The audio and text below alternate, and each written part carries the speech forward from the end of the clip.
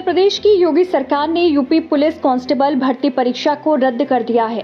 Police भर्ती परीक्षा में पेपर लीक के दावों के बाद उत्तर प्रदेश सरकार ने यूपी सिपाही भर्ती परीक्षा को रद्द करते हुए 6 माह के अंदर दोबारा आयोजित करने का आदेश दिया है। वहीं पेपर लीक मामले को लेकर सपा मुखिया अखिलेश यादव ने योगी सरकार पर जमकर हमला बोला है। उन्होंने कहा कि आज तक परीक्षाओं के जितने भी पेपर लीक हुए वो सब बीजेपी की सरकार में हुए। बीजेपी ने जानबूझकर पेपर लीक करवाए हैं क्योंकि सरकार युवाओं को नौकरी नहीं देना चाहती है।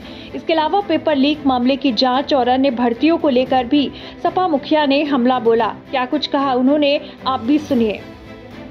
परीक्षा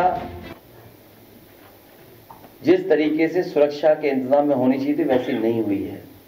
केवल सरकार की ये परीक्षा नहीं बल्कि जितनी भी परीक्षाएं अभी तक हुई हैं, ज्यादातर भारतीय जनता पार्टी की सरकार में वो पेपर लीक हुए हैं।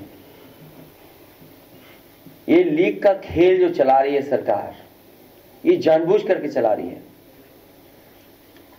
इनकी नियत नहीं है कि गरीब परिवार का बेटा नौकरी पा जाए, क्योंकि भारतीय जनता पार्टी के लोग ये बात जानते हैं कि गरीब परिवार के बच्चे को नौकरी रोजगार मिल जाने से उसके घर परिवार की आर्थिक स्थिति बेहतर होती है। लगातार सरकार की ये कोशिश रही है कि नौकरी नौजवान को न मिले, केवल उसका प्रचार करें। बच्चों से फॉर्म के पैसे जमा करा लेना, अपने लोगों को खुश करने के लिए वो सेंटर्स बना देना, ये सरकार की तैयारी रहती है कि अपने लोगों को ऑब्लाइज कर देना। और इसी खेल में सरकार के पेपर लीक हो रहे हैं। लोग ये दावा कर रहे थे कि जाने कितनी बड़ी नौकरी कितनी बड़ी परीक्षा होने जा रही है और सब इंतजाम है, सब तैयारी है। केवल पेपर लीक का खेल नहीं है, पेपर लीक के खेल के साथ साथ किससे जांच करानी ये भी खेल है। जांच कौन करेगा ये भी खेल चल रहा है। और नौजवान बड़े पैमाने पे निराश है, उसके सपनों को तोड़ा है। वो जो तैयारी कर रहा था, मेहनत कर रहा था, उसकी मेहनत पे पानी फेर दिया और निराशा है उसके अंदर। जो उसका सपना था वर्दी पहनने का, वो वर्दी पहनने का छीन लिया। और नौजवानों से मैं कहना चाहता हूं, भारतीय जनता पार्टी की सरकार रही तो भविष्य में नौकरी पाना मुश्किल होगा, नौकरी नहीं देगी सरकार। इनके लिए एग्जामिनेशन कैंसिल होना, एग्जाम कैंसिल होना ब्रेकिंग न्यूज हो सकती है, लेकिन बीजेपी के लिए शॉकिंग न्यूज है कि हर लोकसभा में 2.5 लाख वोट इससे कम हुआ है। और जब उत्तर प्रदेश में अगर एक लोकसभा में 2.5 लाख वोट कम होगा तो भारतीय जनता पार्टी की सोचो गिनती क्या होगी।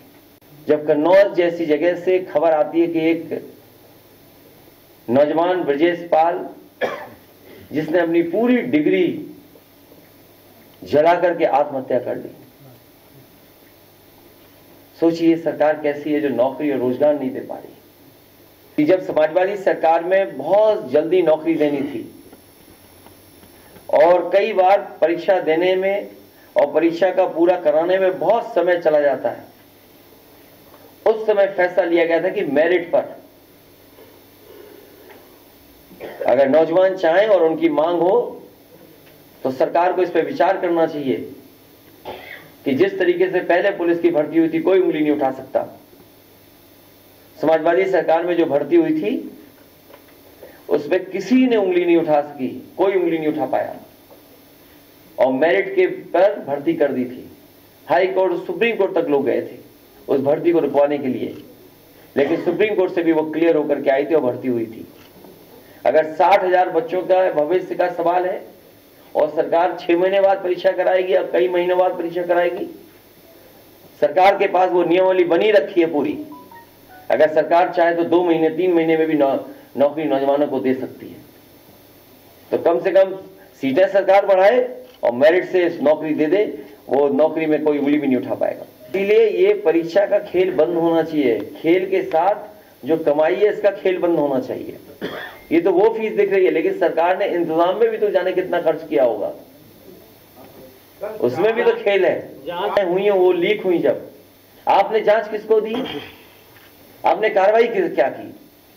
क्या लीक होने पर पेपर एक ही एजेंसी को जांच क्यों जाती है? अब इस एजेंसी की कौन जांच करेगा? जितने भी पेपर लीक हुए हैं किसी एजेंसी को दिए गए होंगे, जिसको भी दिए गए हैं क्या उस एजेंसी की भी जांच होगी क्या? नहीं, मेरा सवाल यह है कि पेपर लीक हुआ, जब पहली बार लीक हुआ आपने कार्रवाई क्या की? अगर आप पहले ही कार्रवाई कर देते तो शायद इन परिस्थितियों का सामना हमें नहीं करना पड़ता। और फिर जितने भी पेपर लीक हुए हैं वो आखिरकार किस एजेंसी पे जा रही जांच के लिए? ये तो फिर सरकार से आपको पूछना चाहिए, हम तो सरकार में नहीं है ना। सबसे बड़ी बात है कि परीक्षा जो पेपर लीक हुआ है 60 लाख के लगभग कोई मामूली नंबर नहीं है।